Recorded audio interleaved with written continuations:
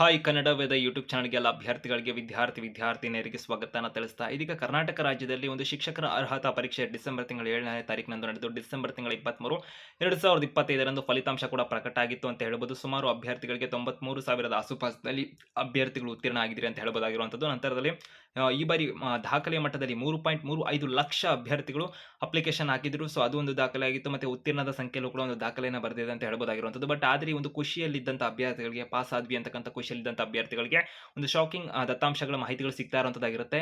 ಅಂದರೆ ಕಳೆದ 10 ವರ್ಷಗಳಲ್ಲಿ 2014ರಿಂದ ಟಿಇಟಿ ಪರೀಕ್ಷೆಯನ್ನು ಕರ್ನಾಟಕ ರಾಜ್ಯದಲ್ಲಿ ನಡೆಸ್ತಿರೋದಾಗಿರುತ್ತೆ. ಟಿಇಟಿ ಅಂತಕ್ಕಂಥದ್ದನ್ನ ಕರ್ನಾಟಕ ರಾಜ್ಯ ಶಿಕ್ಷಕರ ಅರ್ಹತಾ ಪರೀಕ್ಷೆ ಅಂತಕ್ಕಂಥದ್ದನ್ನ ಈ ಒಂದು ಪರೀಕ್ಷೆಗಳು ಶುರುವಾದಾಗಿನಿಂದ ಇಲ್ಲಿ ತನಕ 4.47 ಲಕ್ಷ ಅಂದರೆ ಅಭ್ಯರ್ಥಿಗಳು ಪಾಸ್ ಆಗಿರೋದಾಗಿರುತ್ತೆ. ಅಂದರೆ ಅಪ್ಲಿಕೇಶನ್ ಎಷ್ಟೋ ಜನ ಅಭ್ಯರ್ಥಿಗಳು ಹಾಕಿರ್ತಾರ.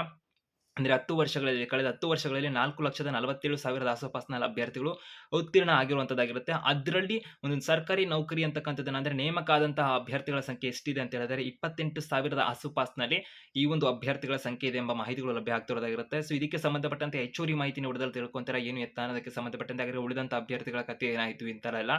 ಸೊ ಅಭ್ಯರ್ಥಿಗಳಿಗೆ ಹೆಚ್ಚುವರಿ ಅಪ್ಡೇಟ್ಸ್ ಇನ್ಫಾರ್ಮೇಷನ್ ಮಾಹಿತಿನ ಪಡ್ಕೊಳ್ಳೋದಕ್ಕೆ ಕನ್ನಡ ವೇದ ಯೂಟ್ಯೂಬ್ ಚಾನಲ್ಗೆ ಸಬ್ಸ್ಕ್ರೈಬ್ ಆಗ್ಬೋದು, ಬೆಲ್ ಐಕಾನ್ ಕ್ಲಿಕ್ ಮಾಡ್ಬೋದು. ಶಿಕ್ಷಣಕ್ಕೆ ಸಂಬಂಧಪಟ್ಟಂತೆ ಹೆಚ್ಚುವರಿ ಅಪ್ಡೇಟ್ಸ್ ಇನ್ಫಾರ್ಮೇಷನ್ ನಮ್ಮ ಚಾನಲ್ ಪಡ್ಕೊಂತಾ ಇರಬಹುದಾಗಿರುತ್ತೆ. ಬಿ.ಎಡ್ ಹಾಗೂ ಟಿಇಟಿಗೆ ಸಂಬಂಧಪಟ್ಟಂತೆ ಇತರೆ ಮಾಹಿತಿಗಳು ಅಂತ ಹೇಳ್ತಾ ಅಭ್ಯರ್ಥಿಗಳಿಗೆ ಈ ಡಿಸ್ಕ್ರಿಪ್ಷನ್ ಟೆಲಿಗ್ರಾಮ್ ಚಾನಲ್ ಲಿಂಕ್ ಕೂಡ ಇರುತ್ತೆ. ಅಲ್ಲಿ ಕೂಡ ಜಾಯ್ನ್ ಆಗೋ ಮುಖಾಂತರ ಹೆಚ್ಚುವರಿ ಕ್ವಿಕ್ ಅಪ್ಡೇಟ್ಸ್ ಇನ್ಫಾರ್ಮೇಷನ್ ಮಾಹಿತಿಯನ್ನು ನೀವು ಪಡ್ಕೋಬಹುದು. ಹೆಚ್ಚುವರಿ ಡೌಟ್ಸ್ ಇದೆ ಅಂದ್ರೆ ಇನ್ಸ್ಟಾಮ್ ಲಿಂಕ್ ಡಿಸ್ಕ್ರಿಪ್ಷನ್ ಇರುತ್ತೆ. ಅಲ್ಲಿ ಕೂಡ ಇನ್ಸ್ಟಾಮ್ ಸಬ್ಸ್ಕ್ರೈಬ್ ಆಗೋ ಮುಖಾಂತರ ಹೆಚ್ಚುವರಿ ಮಾಹಿತಿಗಳನ್ನು ಅಪ್ಡೇಟ್ಸ್ ಇನ್ಫಾರ್ಮೇಷನ್ ಅನ್ನ ನೀವು ಪಡ್ಕೋಬಹುದಾಗಿರುತ್ತೆ. ಇನ್ಸ್ಟಾ ಮೆಸೇಜ್ ಅಥವಾ ಕಾಲ್ ಮುಖಾಂತರ ಮಾಹಿತಿನ ಪಡ್ಕೊಳ್ಳೋದಕ್ಕೆ ಇನ್ಸ್ಟಾಮ್ ನೀವು ಸಬ್ಸ್ಕ್ರೈಬ್ ಆಗಬಹುದಾಗಿರುತ್ತೆ ಅಂತ ತಿಳಿಸ್ತಾ ಇದೀಗ ಅಭ್ಯರ್ಥಿಗಳಿಗೆ ಒಂದೊಂದಾಗಿ ಮಾಹಿತಿಯನ್ನು ತಿಳಿಸುವಂತಿದ್ದಾರೆ. ಸೊ ಅಭ್ಯರ್ಥಿಗಳಿಗೆ 4.47 ಲಕ್ಷ ಮಂದಿಗಳು ಟಿಇಟಿ ಅಭ್ಯರ್ಥಿಗಳು ಅಂದ್ರೆ ಟಿಇಟಿ ಪರೀಕ್ಷೆನ ಬರೆದು ಕ್ಲಿಯರ್ ಅಂತೂ ಆಗಿದ್ದಾರೆ 10 ವರ್ಷಗಳಲ್ಲಿ, ಕಳೆದ 10 ವರ್ಷದಲ್ಲಿ. ಆದರೆ ನೇಮಕ ಆಗಿರುವಂತಹ ಅಭ್ಯರ್ಥಿಗಳ ಪ್ರಮಾಣ ನೋಡ್ತಿದ್ರೆ ಶೇಕಡ 10%ಗಿನ ಕಡಿಮೆನೇ ಇದೆ. 28,000 ಆಸುಪಾಸಿನಲ್ಲಿ ಅಂದ್ರೆ ಟಿಇಟಿ ಕ್ಲಿಯರ್ ಅಂದ್ರೆ ಟೀಚರ್ ಎಲಿಜಿಬಿಲಿಟಿ ಟೆಸ್ಟ್ ಅದನ್ನ ಕ್ಲಿಯರ್ ಆಗಿದ್ದಾರೆ ಅಂದ್ರೆ ಅಷ್ಟು ಅಭ್ಯರ್ಥಿಗಳು ಇನ್ನು ಕಾಂಪಿಟೇಷನ್ ಅಥವಾ ಬೇರೆ ಬೇರೆ ಅಭ್ಯರ್ಥಿಗಳು ಈಗಾಗಲೇ ಹಾಗಾದ್ರೆ ಜಾಬೇ ಸಿಕ್ಕಿಲ್ಲ ಅಂತಕ್ಕಂಥ ಅಭ್ಯರ್ಥಿಗಳ ಕಥೆ ಏನಾಗಿರುತ್ತೆ ಅಂದ್ರೆ ಅವರು ಪ್ರೈವೇಟ್ ಜಾಬ್ಗಳಲ್ಲಿ ಮಾಡ್ತಿರ್ತಾರೆ. ಈಗ ಟ್ರೈ ಮಾಡಿರ್ತಾರೆ ಗೌರ್ಮೆಂಟ್ ಜಾಬ್ಗೆ ಒಂದು ಬಾರಿ 2 ಬಾರಿ ಎಲ್ಲ ಟ್ರೈ ಮಾಡಿರ್ತಾರೆ, ಅಥವಾ ಏಜ್ ಆಗಿರುವಂಥ ರೀಸನ್ ಆಗಿರ್ಬೋದು, ಬೇರೆ ಬೇರೆ ರೀಸನ್ಸ್ಗಳಿಗೆ ಅಭ್ಯರ್ಥಿಗಳು ಟಿಇಟಿನ ಬರೆದು ಕ್ಲಿಯರ್ ಆಗ್ತಿರ್ತಾರೆ. ಜಾಬ್ ಸಿಗ್ತಿಲ್ಲ ಅಂದ್ರೆ ಪ್ರೈವೇಟಲ್ಲಿ ವರ್ಕ್ ಮಾಡ್ತಿರ್ಬೋದು, ಅಥವಾ ಬಿ.ಎಡ್ ಅಥವಾ ಟೀಚಿಂಗ್ ಫೀಲ್ಡ್ ಬೇಡ ಅಂತ ಬೇರೆ ಜಾಬ್ಗಳಲ್ಲಿ ವರ್ಕ್ ಮಾಡ್ತಿರೋದಾಗಿರ್ಬೋದು, ಬೇರೆ ಬೇರೆ ಥರ ಎಲ್ಲ ಆಗ್ತಾ ಇರುತ್ತೆ ಅಭ್ಯರ್ಥಿಗಳಿಗೆ. ಪ್ರಮುಖವಾಗಿ ಈ ಒಂದು ವಿಷಯನ ಗಮನಿಸಬಹುದಾಗಿರುತ್ತೆ. ಕ್ಲಿಯರ್ ಆಗದಿರುವಂಥ ಅಭ್ಯರ್ಥಿಗಳು, ಜಾಬ್ ಸಿಗದಿರುವಂಥ ಅಭ್ಯರ್ಥಿಗಳು ಇತರೆ ಜಾಬ್ಗಳನ್ನು ಅವಲಂಬಿಸಿರ್ತಾರೆ, ಅಥವಾ ಅವರು ಕಷ್ಟಪಟ್ಟು ವರ್ಷಗಟ್ಟಲೆ ಓದಿರ್ತಾರೆ, ಅಥವಾ ಏಜ್ ರೀಸನ್ ಇಂದ ಆಗಿರ್ಬೋದು, ಅವ್ರಿಗೆ ಏನೋ ಏಜ್ ಆಯಿತು ಅನ್ನೋ ಕಾರಣಕ್ಕೆ ಅವರು ಅಪ್ಲಿಕೇಶನ್ ಆಗ್ತಕ್ಕ ಎಲಿಜಿಬಿಲಿಟಿ ನೀಡದೆ ಹೋಗಬಹುದಾಗಿರುತ್ತೆ ಗೌರ್ಮೆಂಟ್ ಜಾಬ್ಗಳಿಗೆ, ಅಥವಾ ವರ್ಷಗಟ್ಟಲೆ ಹೋದಂಥ ಅಭ್ಯರ್ಥಿಗಳಾಗಿರ್ಬೋದು, ಅಥವಾ ಸೆಮಿಸ್ಟರ್ ವೈಸಲ್ಲಿ ಅಂದರೆ ಅಭ್ಯರ್ಥಿಗಳ ಬಗ್ಗೆನೂ ಈ ಒಂದು ಎಕ್ಸಾಮ್ ಮುಗೀತು ಮತ್ತೆ ಟಿಇಟಿ ಆಯಿತು ನಂತಕ್ಕಂಥ ಜಾಬನ್ನು ಪಡ್ಕೋಬೇಕು ಅಂತ ಕೂಡ ಎಕ್ಸಾಮ್ಗಳಲ್ಲಿ ಪ್ರಿಪರೇಷನ್ ಮಾಡಿರ್ತಾರೆ. ಆದರೂ ಕೂಡ ಅಭ್ಯರ್ಥಿಗಳಿಗೆ ಒಂದು ಕ್ಲಿಯರ್ ಆಗದೆ ಹೋಗಬಹುದಾಗಿರುತ್ತೆ. ಟಿಇಟಿ ತನಕನೂ ಕ್ಲಿಯರ್ ಆಗ್ತಾರೆ, ಬಿ.ಎಡ್ ಮಾಡ್ತಾರೆ, ಡಿ.ಎಡ್ ಮಾಡ್ತಾರೆ, ಟಿಇಟಿ ತನಕ ಬರ್ತಾರೆ. ನಂತರದ ಒಂದು ಎಕ್ಸಾಮ್ಗಳಲ್ಲಿ ಟಫ್ ಆಯಿತು, ಹಾಗಾಯಿತು, ಹೀಗಾಯಿತು, ನೇಮಕಾತಿ ಪರೀಕ್ಷೆಗಳಲ್ಲಿ ಸರಿಯಾಗಿಲ್ಲ, ಇತರೆ ರೀಸನ್ಸ್ಗಳಿಂದ ಅಭ್ಯರ್ಥಿಗಳಿಗೆ ಜಾಬ್ಗಳು ಆಗ್ತಿಲ್ಲ ಅಂತ ಹೇಳ್ಬೋದು. ಬಟ್ ಹಾಗಾದ್ರೆ ದತ್ತಾಂಶದ ಪ್ರಕಾರ ಏನೇನು ಮಾಹಿತಿಗಳಿದಾವೆ ಒಂದೊಂದಾಗಿ ತಿಳ್ಕೊಳ್ಳುವಂತಂದ್ರೆ ಸ್ಕ್ರೀನ್ ಮುಖಾಂತರ ಅಭ್ಯರ್ಥಿಗಳ ಇವಾಗ ತಿಳಿಸ್ಕೊಡ್ತೀನಿ ಬನ್ನಿ ಅಭ್ಯರ್ಥಿಗಳೇ. ಅಭ್ಯರ್ಥಿಗಳಲ್ಲಿ ಗಮನಿಸಬಹುದಾಗಿರುತ್ತೆ. ಸೊ ಒಂದು ಮಾಹಿತಿ ಆಧಾರದ ಮೇಲೆ ನಿಮಗೆ ತಿಳಿಸ್ತಾ ಇರುವಂಥದ್ದಾಗಿರುತ್ತೆ. ಟಿಇಟಿ ಪಾಸ್ ಆಗಿದ್ರು ಕೂಡ ಉದ್ಯೋಗಾವಕಾಶ ಅಂತಕ್ಕಂಥದ್ದು ಸಿಗ್ತಾ ಇಲ್ಲ ಅಂತ ಹೇಳ್ಬೋದಾಗಿರುತ್ತೆ. ಕಳೆದ 10 ವರ್ಷಗಳಲ್ಲಿ ಟಿಇಟಿಗೆ ಎಲಿಜಿಬಲ್ ಆದಂಥವರ ಸಂಖ್ಯೆ ಏನಿದೆ ಅಂದರೆ 4.47 ಲಕ್ಷ ಇದ್ರೂ ಕೂಡ ನೇಮಕವಾಗಿದ್ದು 28,000 ಮಂದಿ ಮಾತ್ರ ಅಂತ ಹೇಳ್ಬೋದು. ಇಲ್ಲಿ ಅಭ್ಯರ್ಥಿಗಳು ಗಮನಿಸ್ತಾ ಇರಬಹುದಾಗಿರುತ್ತೆ. ಕಳೆದ ಒಂದು ದಶಕದಲ್ಲಿ ಟಿಇಟಿ ಅಭ್ಯರ್ಥಿಗಳು ಇಷ್ಟು ಮಂದಿ ಪಾಸ್ ಆಗಿದ್ರು ಕೂಡ 28,000 ಜನರು ಮಾತ್ರ ನೇಮಕರಾಗಿರ್ತಾರೆ ಶಿಕ್ಷಕರಾಗಿ. ಶಿಕ್ಷಕರ ಕೊರತೆ ಆಗಿರ್ಬೋದು, ಮೂಲ ಸೌಲಭ್ಯಗಳ ಅಲಭ್ಯತೆ ಕಾರಣಕ್ಕೆ ವರ್ಷದಿಂದ ವರ್ಷಕ್ಕೆ ಸರ್ಕಾರಿ ನೌಕರಿಗಳ ಒಂದು ಶಾಲೆಗಳ ದಾಖಲಾತಿ ಒಂದು ಕುಸಿತ ಇರೋದನ್ನು ಕೂಡ ಕಾಣಬಹುದಾಗಿರುತ್ತೆ. ಅಂದರೆ ಟೀಚರ್ಸ್ ಇಲ್ಲ ಅಂತ. ಆದರೂ ಕೂಡ ಸರ್ಕಾರ ಶಿಕ್ಷಕರ ನೇಮಕಾತಿ ಆಸಕ್ತಿ ತೋರ್ತಾನೆ ಇಲ್ಲ ಅಂತ ಹೇಳ್ಬೋದಾಗಿದ್ದು 2025ರಲ್ಲಿ ಟಿಇಟಿ ಪರೀಕ್ಷೆಯಲ್ಲಿ ದಾಖಲೆ ಮಟ್ಟದಲ್ಲಿ ಅಂದರೆ 97,383 ಅಭ್ಯರ್ಥಿಗಳು ಅರ್ಹತೆಯನ್ನು ಪಡೆದಿರುವಂಥದ್ದಾಗಿರುತ್ತೆ. ಹಾಗೆಯೇ ರಾಜ್ಯದಲ್ಲಿ ಟಿಇಟಿ ಪರಿಚಯವಾದ್ದರಿಂದನೂ ಕೂಡ ಈ ಒಂದು ಇಲ್ಲಿಯ ತನಕನೂ ಕೂಡ ಈ ಒಂದು ಅಭ್ಯರ್ಥಿಗಳು ಪ್ರಾಥಮಿಕ ಶಾಲೆಗಳಿಗೆ ಬೋಧಿಸಲು ಅರ್ಹತೆ ಪಡೆಯುವ ಒಂದು ಪರೀಕ್ಷೆ ಆಗಿರುವಂಥದ್ದಾಗಿರುತ್ತೆ. ಪೇಪರ್ 1 ಪತ್ರಿಕೆ 1ರಲ್ಲಿ ಇದುವರೆಗೂ ಕೂಡ 1,38,856 ಮಂದಿ ಅರ್ಹತೆ ಪಡೆದಿದ್ದಾರೆ.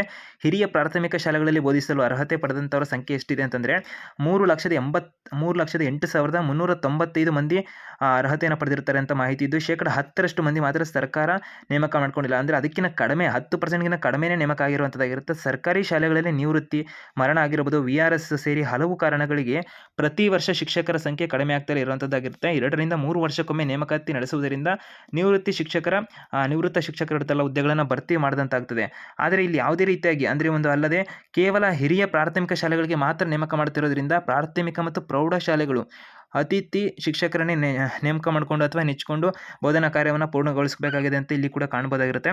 ಸೊ ರಾಜ್ಯ ಸರ್ಕಾರವು ಈ ಹಿಂದೆ ಪ್ರತಿ ವರ್ಷ ಕನಿಷ್ಠ 10,000 ಶಿಕ್ಷಕರನ್ನು ನೇಮಕ ಮಾಡ್ತೀವಿ ಅಂತ ಘೋಷಣೆ ಮಾಡಿರ್ತಾರೆ. ಅಂದರೆ 10 ವರ್ಷಕ್ಕೆ ಅಂದರೆ ಒಂದು ವರ್ಷಕ್ಕೆ ಪ್ರತಿ ವರ್ಷ 10,000 ಶಿಕ್ಷಕರು ನೇಮಕ ಮಾಡ್ತೀವಿ ಅಂತ. ಆದರೆ ಕಳೆದ 10 ವರ್ಷಗಳಲ್ಲಿ ಪ್ರಾಥಮಿಕ ಶಾಲೆಗಳಿಗೆ 1,929, ಹಿರಿಯ ಪ್ರಾಥಮಿಕ ಶಾಲೆಗಳಿಗೆ 24,711 ಪದವೀಧರ ಪ್ರಾಥಮಿಕ ಶಾಲಾ ಶಿಕ್ಷಕರು, GPT ಮತ್ತು ಪ್ರೌಢಶಾಲೆಗಳಿಗೆ 1,637 ಸೇರಿ ಒಟ್ಟು 28,277 ಶಿಕ್ಷಕರನ್ನಷ್ಟೇ ನೇಮಕ ಮಾಡ್ಕೊಂಡಿದ್ದಾರೆ ಅಂತ ಇಲ್ಲಿ ಮಾಹಿತಿ ಇರೋದಾಗಿರುತ್ತೆ. ಇಲ್ಲಿ ಒಂದು ದತ್ತಾಂಶನ ಕೂಡ ನೋಡ್ಬೋದಾಗಿರುತ್ತೆ. ಕಳೆದ 10 ವರ್ಷಗಳಲ್ಲಿ ಆ ಪ್ರಾಥಮಿಕ ಶಾಲೆಗಳಿಗೆ ವರ್ಷ 2015ರಲ್ಲಿ ಭರ್ತಿಯಾದಂಥ ಹುದ್ದೆ 1,929 ಆಗಿರುತ್ತೆ.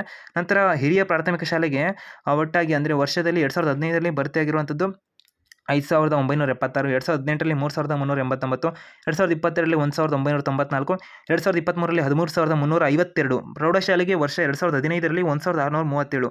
ಈ ರೀತಿಯಾಗಿ ಪ್ರತಿ ವರ್ಷ ನೇಮಕಾತಿಗೆ ಆಗ್ರಹಗಳು ನಡೀತಿದ್ರು ಕೂಡ ಸರ್ಕಾರಿ ಪ್ರಾಥಮಿಕ ಶಾಲಾ ಶಿಕ್ಷಕರಾಗುವವರು ಪದವಿ BEd ಜೊತೆಗೆ TET ಅರ್ಹತೆ ಕೂಡ ಪಡೆದಿರಬೇಕೆಂದು ಕಳೆದ 11 ವರ್ಷಗಳಿಂದ ಪರೀಕ್ಷೆ ನಡೆಸಲಾಗ್ತಿದೆ. ಆದರೆ ಅಂದಿನಿಂದನೂ ಕೂಡ ಈವರೆಗೆ ಕೇವಲ 4 ಬಾರಿ ಮಾತ್ರ ನೇಮಕಾತಿ ಮಾಡಿದ್ದಾರೆ ಅಂತ ಹೇಳ್ಬೋದಾಗುತ್ತೆ. 10 ವರ್ಷಗಳಲ್ಲಿ 4 ಬಾರಿ ಮಾತ್ರ ನೇಮಕಾತಿ ಆಗಿದ್ದು, ಇದರಿಂದ TET ಅರ್ಹ ಶಿಕ್ಷಕರು ಕೂಡ ನೇಮಕಾತಿ ಪ್ರಕ್ರಿಯೆಯನ್ನು ಎದುರು ನೋಡಬೇಕಾಗಿರುವಂಥದ್ದಾಗಿರುತ್ತೆ.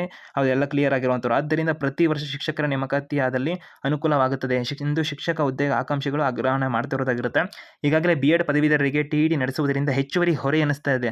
ಅಂದರೆ BEd ಅನ್ನು ಮಾಡದಿದ್ರು ಕೂಡ TETನ ಕೂಡ ಮಾಡಿಬಿಟ್ಟು ನೆಕ್ಸ್ಟ್ CET ಎಕ್ಸಾಮ್ ನೇಮಕಾತಿ ಪರೀಕ್ಷೆ ಅಂತಲೂ ಕೂಡ ಮಾಡ್ತಾರೆ. ಅದು ಹೊರೆ ಅಂತ ಕಾಣ್ತಿದ್ದು ಖಾಸಗಿ ಶಾಲೆಗಳಲ್ಲಿ TET ಅರ್ಹತೆ ಕೇಳ್ತಿದ್ದಾರೆ ಅಂತಲೂ ಕೂಡ ಹೇಳ್ಬೋದಾಗಿರುವಂಥದ್ದು. ಆದರೆ ಪ್ರತಿ ವರ್ಷ TET ಪರೀಕ್ಷೆ ನಡೆಸಲಾಗುತ್ತಿದೆಯೇ ವಿನಃ ನೇಮಕಾತಿ ಪರೀಕ್ಷೆ ನಡೆಸುವ ಕಡೆ ಸರ್ಕಾರ ಗಮನ ಹರಿಸ್ತಿಲ್ಲ ಅಂತ ಹೇಳ್ಬೋದಾಗಿರುತ್ತೆ. ಅಂದರೆ TET ಎಕ್ಸಾಮ್ ನಂತರ ವರ್ಷ ಮಾಡ್ತಿದ್ದಾರೆ. ಆದರೆ ಯಾವುದೇ ರೀತಿಯಾಗಿ ನೇಮಕಾತಿ ಎಕ್ಸಾಮ್ ಅಂತ ಮಾಡ್ತಾನೆ ಇಲ್ಲ ಇಲ್ಲಿ ಪ್ರತಿ ವರ್ಷ ಅಂತಕ್ಕಂಥದ್ದು. ಮತ್ತು 61,525 ಹುದ್ದೆ ಖಾಲಿ ಇರೋದಂಥದ್ದನ್ನು ಕಾಣಬಹುದಾಗಿರುತ್ತೆ.